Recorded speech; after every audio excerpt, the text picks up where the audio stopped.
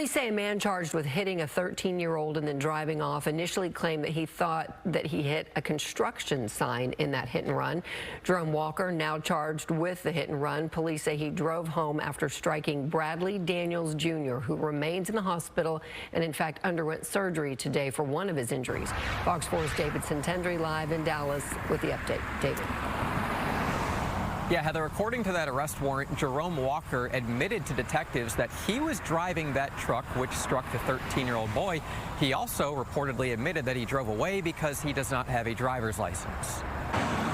46-year-old Jerome Walker is now charged with collision involving serious bodily injury. He allegedly hit 13-year-old Bradley Daniels Jr. with his truck along Wheatland Road in Dallas's Redbird neighborhood Sunday evening before driving off. As soon as you hit something, I feel like just a natural instinct as an adult, you would get out and check your vehicle anyway. The child's parents say he was walking with a couple of his friends to get food.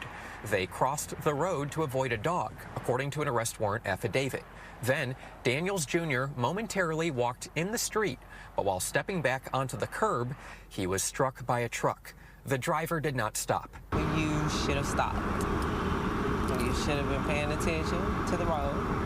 Detectives searched flock cameras in the area around the time of the collision and found a tan Dodge pickup, matching the suspect vehicle description.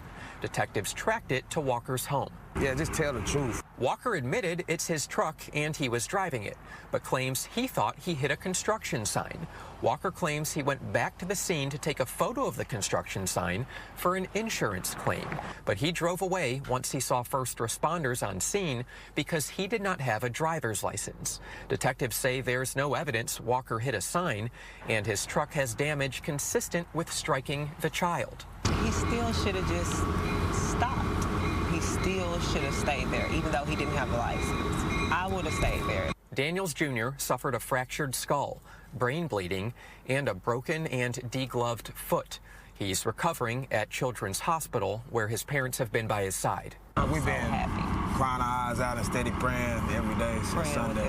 So I read the Bible to him at night. We're very thankful that he responding the way he is. Now there's a bit of relief, as they do not have to worry if the alleged driver will be caught. If he would have did the right thing and stopped, probably wouldn't even be in jail, you know what I'm saying? Walker's bond is set at $25,000. He's still here in the Dallas County Jail, according to some online records. Now, it's unclear why he does not have a driver's license. We looked into his criminal history, and really all we were able to find was failure to pay child support, as well as not obeying some civil court orders. We'll keep you updated when we learn more information, but for now, I'll send it back to y'all in the studio.